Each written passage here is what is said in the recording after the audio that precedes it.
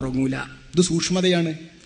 നമ്മക്ക് ഇളവുണ്ട്. ഒരു രാത്രിയിൽ എത്ര തവണ ജനാപത്തുണ്ടെങ്കിലും ആ ജനാപത്തുകളെല്ലാം വെച്ചിട്ടു തന്നെ നമുക്ക് ഒന്നിച്ചിട്ടൊരൊറ്റ കുളി മതി. ഇത് ശരീഅത്തിന്റെ ശരി ഇളവാ. ഈ ഇളവ് പരിഗണിക്കാതെ തന്നെ കർക്കശമായിട്ട് ശരീഅത്തിനെ നോക്കാൻ നടക്കുന്ന ഒരവസ്ഥയുണ്ട് ഔലിയാക്കന്മാരുടെ തുടക്കത്തിൽ. ആ തുടക്കത്തിലുള്ള പ്രയാസം സഹിച്ചുകൊണ്ട് നടക്കുന്ന സമയത്ത് അന്നത്തെ എൻ്റെ ശപഥം, എല്ലാ ജനാപത്തുണ്ടെങ്കിലും ഏത് അശുദ്ധിയിൽ നിന്നും പെട്ടെന്ന് ശുദ്ധിയായേ നിൽക്കുള്ളൂ എന്നാ. ഒന്നു മുറിഞ്ഞാൽ അപ്പം ശുദ്ധീകരിക്കും. ഒന്നു മുറിയല്ല, കുളിക്കേണ്ട തരത്തിലുള്ള വലിയ അശുദ്ധിയാണെങ്കിൽ അപ്പം കുളിക്കും. ഇതാണ് ശൈഖിന്റെ അവസ്ഥ. ഇക്കാലത്താണ് അള്ളാന്റെ ഒരു പരീക്ഷണം. ഈ കാലത്ത് അള്ളാന്റെ പരീക്ഷണം. സ്കലിച്ചു, ക്ഷീണിച്ചു. ഞാനപ്പോൾ കുളിക്കണമെങ്കിൽ എവിടെ കിട്ടും വെള്ളം? ടൈഗ്രീസ് നദിയുടെ കരക്കലേക്ക് നടന്നു. ഞാൻ നടന്നിട്ട് ഒഴുത്തസൽ തൂ കുളിച്ചു, ശുദ്ധിയായി വന്നിട്ട് സുമ്മനിം തൂ, പിന്നെ ഉറങ്ങി. ഫഹ്തലം തൂ, അപ്പം വീണ്ടും സ്കലിച്ചു. ഫകുന്തു, വീണ്ടും എഴുന്നേറ്റു. വദഹബത്തു ഇല ശത്തി, കരയിൽ പോയി ഒന്നുണ്ടാക്കി കുളിച്ചു. എല്ലാം കഴിഞ്ഞിട്ട് വന്നപ്പോൾ ഹാക്കദ 40 മറ. അള്ളാന്റെ പരീക്ഷണം കടുത്ത രാത്രിയിൽ. നിന്റെ ഈ കർക്കശമായ നിയമത്തിന്റെ പാലനം ഞാനൊന്ന് ശ്രദ്ധിക്കട്ടെ എന്ന് നോക്കാൻ രാജാദിനാർജ റബ്ബുൽ ഇസ്സത്ത് തന്റെ മുഹിബ്ബിനെ പരീക്ഷിക്കുകയാണ്. ആ മുഹിബ്ബിനെ പരീക്ഷിച്ചു പരീക്ഷിച്ചു പരീക്ഷിച്ചു തെളിഞ്ഞപ്പോഴാണ് മഹബൂബ് റബ്ബിൽ ആലമീനായ മുഹയ്യിദ്ദീൻ ശൈഖ് വളരുന്നത്. ആ മുഹയ്യിദ്ദീൻ ശൈഖിന്റെ സൃഷ്ടിക്ക് വേണ്ടിയിട്ടുള്ള കാലഘട്ടത്തിൽ 40 വട്ടം ഈ സൂക്ഷ്മതക്ക് കുളിക്കേണ്ടി വന്നു. എന്നിട്ട് മൂപ്പര് പറയുന്നു, പിന്നെ അവസാനം സുമ്മ സ്വഇത്തു അലൽ ഇവാൻ ഖൗഫൻ നൗം, ഇവിടെ കടന്നാൽ അഞ്ഞു ഉറങ്ങേണ്ടി വരും, കുളിക്കേണ്ടി വരും, സഹിക്കാനാവൂലോ എന്ന് കരുതിയിട്ട് ഉറക്ക് വരാതിരിക്കാൻ ആ കൊട്ടാരത്തിന്റെ ഗോപുരത്തിന്റെ മുകളിലേക്ക് കയറിയിട്ട് ഞാൻ ഉറക്കനെ ഭേദിച്ചു എന്ന് ശൈഖ് തന്റെ ഒരനുഭവം പറഞ്ഞതാണ്. 40 വട്ടം ജനാബത്തുണ്ടായാരേ, 40 വട്ടം മോരൂരാ കുളിച്ചോവർ.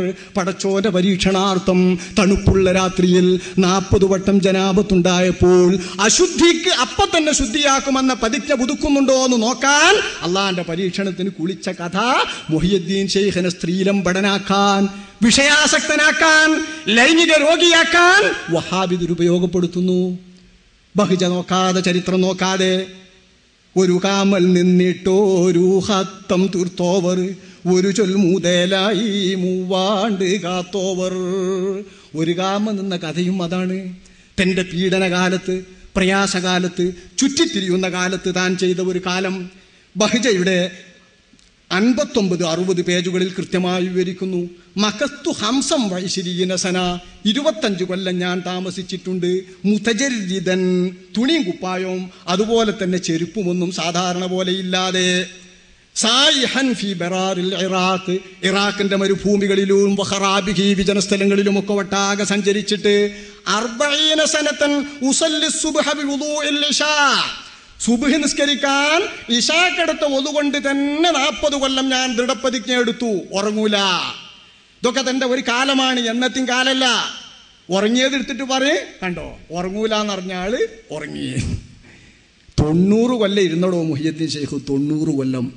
ആ 90 കൊല്ലത്തിലെ 40 കൊല്ലാണ് ഇശാന്റെ ഒതുകൊണ്ട് സുബഹി നിസ്കരിച്ചത്. ബാക്കി 50 കൊല്ലല്ലേ? ഈ 50 കൊല്ലത്തിൽ ഉറങ്ങൂലെന്ന് മൂപ്പർ പറഞ്ഞിട്ടില്ല. ഇശാ നമസ്കരിക്കുന്ന ഒതുകൊണ്ട് തന്നെ സുബഹിക്ക് ഒതു എടുക്കാതെ നിസ്കരിക്കാൻ വന്ന രാത്രി മുഴുക്ക ഇബാദത്ത് ചെയ്യുന്ന മുജാഹദ, അത് തന്റെ മുജാഹദത്തിന്റെ വേളയിലെ ഒരു കാര്യമാണ്. ആ കാലത്ത് തന്റെ ഒരനുഭവം വിവരിക്കുകയാണ്. അന്ന് 40 വർഷക്കാലം ഞാൻ നിൽക്കും. സുമ്മ അസ്തഫ്തിഹുൽ ഖുർആൻ, ഞാൻ ഖുർആൻ അങ്ങ് തല തുടങ്ങും.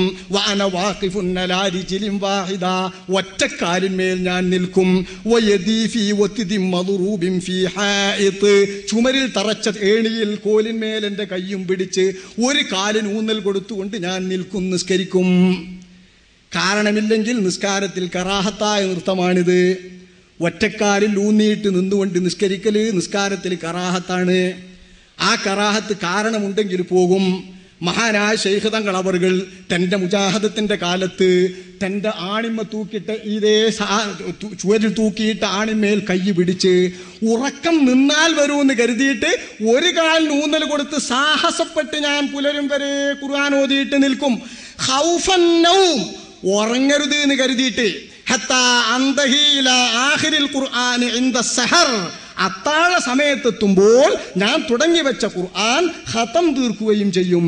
ഇങ്ങനെ 40 കൊല്ലം ഇശാ നമസ്കരിച്ചിട്ടുള്ള തൻ്റെ വുദൂ കൊണ്ട് ഒരു കാലിൽ നിന്നിട്ട് ഉറക്കത്തെ ഭേദിച്ചുകൊണ്ട് കഷ്ടപ്പെട്ട് നിന്ന് നിസ്കരിച്ചിട്ടുള്ള പീഡനകാലം എൻ്റെ മക്കളെ എൻ്റെ ജീവിതത്തിൽ ഉണ്ടായിട്ടുണ്ടെന്ന് തൻ്റെ മുരീദുമാരെ പറഞ്ഞ് ധരിപ്പിച്ച ശൈഖ് അന്നത്തെ തൻ്റെ പീഡനവും ത്യാഗവും അള്ളാഹുവിൻ്റെ മാർഗത്തിലുള്ള തൻ്റെ പ്രയാണത്തിൻ്റെ ഭാഗമാണെന്നും നിങ്ങൾ വിഷമിച്ചാതെ ത്യാഗം ചെയ്യാതെ കഷ്ടപ്പെടാതെ മുഹീദ്ദീൻ ശൈഖാകാമെന്ന് കൊതിക്കുന്നത് ശരിയല്ലെന്നും ധരിപ്പിക്കാൻ വേണ്ടി പഠിപ്പിച്ച ശൈഖിൻ്റെ ഈ ഭാഗത്തെ ഒരു കാമൽ നിന്നിട്ടോ രൂഹത്തം തീർത്തോവർ എന്നത് കളിയായി സർക്കസായി അഭ്യാസമായി തെറ്റിദ്ധരിപ്പിക്കുന്ന മനുഷ്യ, മാലയുടെ കേന്ദ്രം പഠിക്കണം, അവലംബം പഠിക്കണം, അവലംബത്തിലെ ചരിത്രം പഠിക്കണം, ആധാരമായ ബൈത്തുകൾ പഠിക്കണം. പഠിക്കാതെ മൊയ്യെന്ന് ചൊല്ലരുത്, പൊയ്യെന്ന് ചൊല്ലരുത്. സത്യമെന്നും പറയണ്ട, കള്ളമെന്നും പറയണ്ട. സത്യമാണെന്ന് വിശ്വസിക്കേണ്ടതും പഠിച്ചു മതി, കള്ളമാണെന്ന് പറയാൻ തെളിവ് കിട്ടിയിട്ട് മതി. ഇതാണ് അഹ്ലുസുന്നത്ത് വൽ ജമാഅത്തിന്റെ നിലപാട്. ഒരു കാമൽ നിന്നിട്ട് തലക്കെന്ന് നോക്കി അവസാനം വരുമ്പോൾ അതിന് തീരുവോ, അവൻ സംശയം തീരുവോ, അതൊക്കെ പഠിക്കണടോ. അള്ളാഹുവിൻ്റെ ഔലിയാക്കന്മാരുടെ ലോകം അവർക്ക് വേദം വായിക്കാൻ എളുപ്പമാക്കി കൊടുക്കുന്നതും വളരെ കുറഞ്ഞ സമയം കൊണ്ട് തീർക്കാൻ പറ്റുന്ന അവസരം അവർക്ക് നൽകുന്നതുമൊക്കെ അമ്പിയാക്കന്മാരുടെ ലോകത്തും ഔലിയാക്കന്മാരുടെ ലോകത്തും സംഭവമാണ്. മഹാനായ ദാവൂദ് നബി അലൈഹിസ്സലാം തൻ്റെ ഒട്ടകത്തിൻ്റെയും മൃഗങ്ങളുടെയും കുതിരയുടെയും ജീനി കെട്ടാൻ പറഞ്ഞിട്ട് അത് കെട്ടിത്തീരും മുൻപ് തൻ്റെ സബൂർ എന്ന വേദം പൂർണ്ണമായി വായിക്കാനുള്ള ലഘുത്വവും എളുമയും അദ്ദേഹത്തിന് അല്ലാഹു നൽകിയിരുന്നുവെന്ന് ഖാല റസൂലുള്ളാഹി. സ്വഹീഹുൽ ബുഖാരിയിൽ ഹദീസ് കാണാം. ഖുഫിഫ അൻ ദാവൂദൽ ഖുർആൻ, ദാവൂദ് നബിക്ക് തന്റെ വേദം ലഘുവാക്കപ്പെട്ടു. അദ്ദേഹത്തിന്റെ മൃഗത്തിന് ജീനി ധരിപ്പിക്കപ്പെടും മുൻപ് ദാവൂദ് നബി സബൂർ വായിച്ചു തീരും.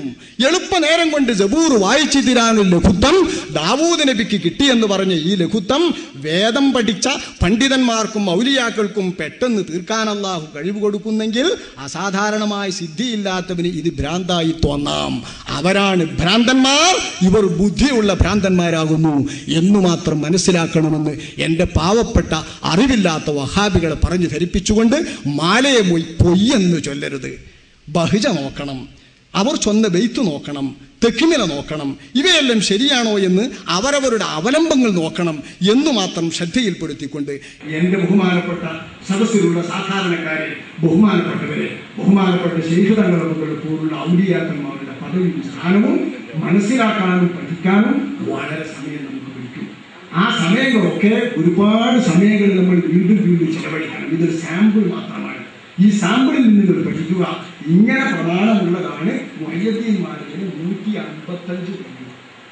ഇതിലെ ഏറ്റവും വിമർശന വിധേയമായ ഭാഗമാണ് ഞാനിപ്പോൾ ചൊല്ലിയതൊക്കെ. ഇനിയും കൂടുതൽ വിമർശിക്കപ്പെടുന്നത് ഇതിലില്ല.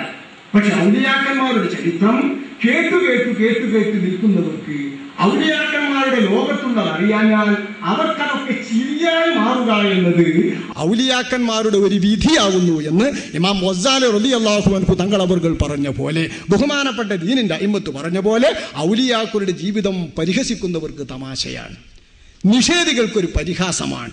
ആ പരിഹസിക്കുന്ന ആളുകൾക്കൊക്കെ നഷ്ടം സംഭവിക്കും. മൻ ആദാലി വലിയൻ ഫഖദ് ആദൻതുഹു ബിൽ ഹർബ്.